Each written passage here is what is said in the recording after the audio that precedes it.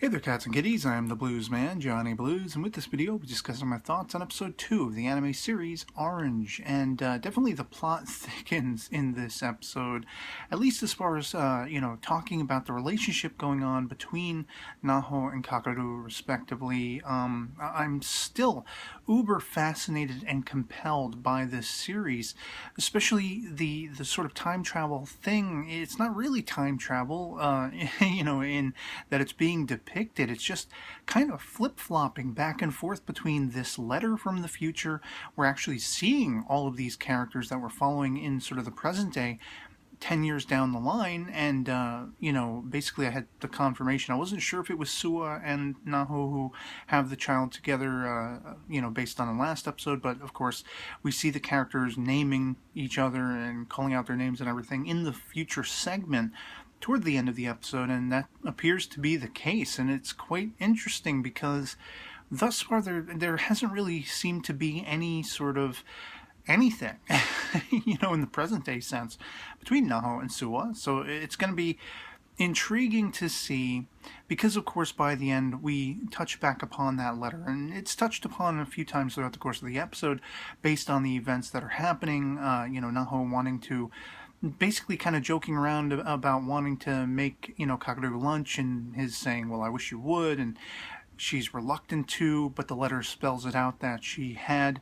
originally decided not to, and she regretted that, and, please make the lunch for him and everything.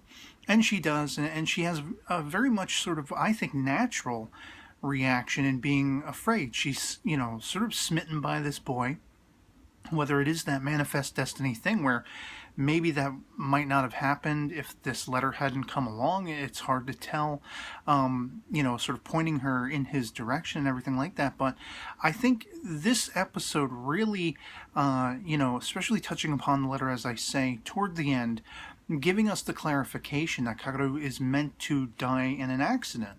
His 17th year, during wintertime, there will be an accident and his life will be cut short. And some of the elements that are happening in this episode, the revelations, especially why he was away for those 2 weeks, why he seems so distant, why he seems very reluctant to let any attachments grow.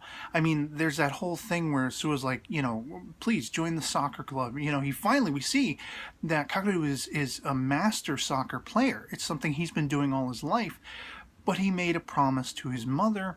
And why is this such a paramount thing to him? Because day one, when they all met him, when they first had their first encounter with him and asked him to come along and have fun, that day his mother killed herself. And with that, it's like everything, as someone who lost both of my parents very early on in life, not to suicide, it was health issues in both cases, but I could somewhat understand and comprehend why he is so, for lack of a better term, strange. His behavior seems to be strange. Again, when Sua asks him, join the club, just on a provisional basis or whatever excuse you have to make for yourself to agree, 8 minutes goes by where they're holding hands, and I can only be left to assume that Kakaru is just sort of looking at Sua, and Sua's looking at him, and, the girls in the background are bored out of their minds. Bazu, like, what's going on over there, just being kooky, which is her sort of character trait. Again, Azu reminds me heavily of Mayu. I couldn't remember the character's name from Death Parade, but the character design is just so similar, and the personalities are so similar, but I digress.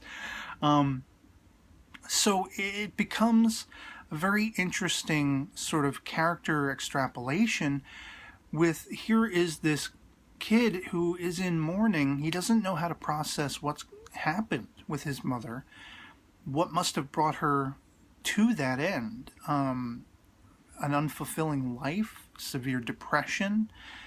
It's something that seems to have really bothered him, and yet he's trying to still stay honorable and keep his promise to her that he would not join any clubs and all this kind of stuff. And that is contrasted against Naho, who has a very happy life. Her mom and dad are fine. There was even a parallel between she, questioning, should I make him a lunch, and the mother's needing to bring, some information to a neighbor's house or whatever it is. And originally she wasn't gonna, and then of course Naho wasn't gonna, and they both came to the conclusion, well, I might as well. And they sort of did that at the same parallel time frame. But Naho has a very different sort of happy life where she makes her own lunches. She, what makes her happy is doing housework. And even Kagura was like, well, you don't necessarily hear that too often as far as hobbies go.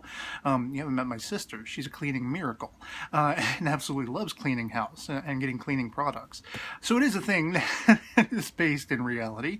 And she's also very timid. I mean, I think you have to have some even just vague idea of what Japanese culture is like, especially in the annals of people meeting and marrying, and how there isn't a sense of public affection, and, the husbands and wives kind of have their own roles. Very 50s-esque in the housewife sort of thing. The husband goes and works, and not in every single case, but there is something to be said for a strong relatability in Naho's being just scared, just, not wanting to open herself to Kakaru, not only in the Japanese sort of sense, but in the schoolgirl sense. And it works both ways. I mean, there were girls I crushed on in school, and I regret to this day in some instances that I didn't approach them. I didn't, say, hey, I like you, you want to go out, or whatever. And these are all highly relatable things. That's one of the things I love about anime, when they touch upon realistic, sort of human traits and that kind of thing. And this series definitely goes above and beyond in being relatable, but it's also just strange at times. It's also just sort of, what's going on? You're left asking, what exactly is going to happen here? What is the accident that takes Kakeru's life? I mean, I was beginning to think when we heard his mother committed suicide, well, is this what he does? Does he try to commit suicide? I had a great, sort of going back and forth with you guys on the first episode in the comments, where we were all speculating, could it be some sort of disease, a health problem that takes his life? And I said, maybe this is something that, in the first episode, chalks up to his reluctance to want to play soccer. Maybe he is in ill health or something like that. He's trying to hide it. Another speculation I had in my video was that he's in with a bad crowd, something like that, and he wants to protect these nicer, sort of friendlier kids that he knows, would definitely be down a bad path if they got involved at all. And none of that seems to be true, but I love the fact that we can speculate so much. Is it going to be a car accident? Is it going to be, he's playing with a flare gun or something like that, a la The Breakfast Club? What exactly is going to happen to Kakaru? And that letter leaves off with that promise of hope, that he could have been saved, that all of his friends, this posse that has just grown and become so welcoming and warming and down to earth since episode 1, they could have done something to prevent it. Well, that just blows my mind. And we still have, I think this is going to be a 12 or 13 episode series, so how much more is going to happen? Now, so far with the letter, the changes that Naho has made hasn't seemed to have been reflected in the letter. And we are going back and forth between the present and the future. And as yet, we have not yet seen any sort of, reaction or evolution or changes in the future time place based on what Naho is doing, because of course we know that eventually she gave Karu the lunch, and it took her all day, but she built herself up and finally did it. And that promise between them, it's endearing, and sort of like, it made me smile when she's like, I'm going to make you lunch today and tomorrow and the next day and the day after that and the day after that. I'm going to make sure, and if you can't get up in the morning, I'm going to give you a call, because he told, so he doesn't want to get up and have to deal with soccer club in the early morning and all this kind of stuff. And there's a sweetness to it, but there's also just an underriding strangeness and compelling aspect to this entire story, where I've been told by one of you guys who said you read the manga or whatever, that there is heartbreak to follow in different estimations, and I ask for no spoilers, of course, but that leads me to suspect, one of my sort of lingering questions after the first episode was, well, how will all of these events impact not only Naho and Kakaru, but the other, members of the posse, Azu, Suwa, all this kind of stuff? Will we see friendships divided? Will we see other things befalling them? Will this letter, or will there be other letters that are talking about, well, you changed this and now this happens and now you have to change that, and how is this going to unfold? Will it just be the singular letter for all time that Naho continues to go back to, and just at further points down the line of the letter she'll encounter similar problems and have to change them? It's all quite compelling, and this episode was no exception. I am on the edge of my seat. I'm chomping at the bit to see how this all plays out, whether they're capable of saving Kakaru or not, whether it's manifest destiny, whether this future time is locked in stone no matter what changes are made, at least in the, sort of most significant happenings like the death of Kakaru, however that unfolds. Or will time be able to be manipulated and changed by Naho? Is she the only one that is capable of doing so?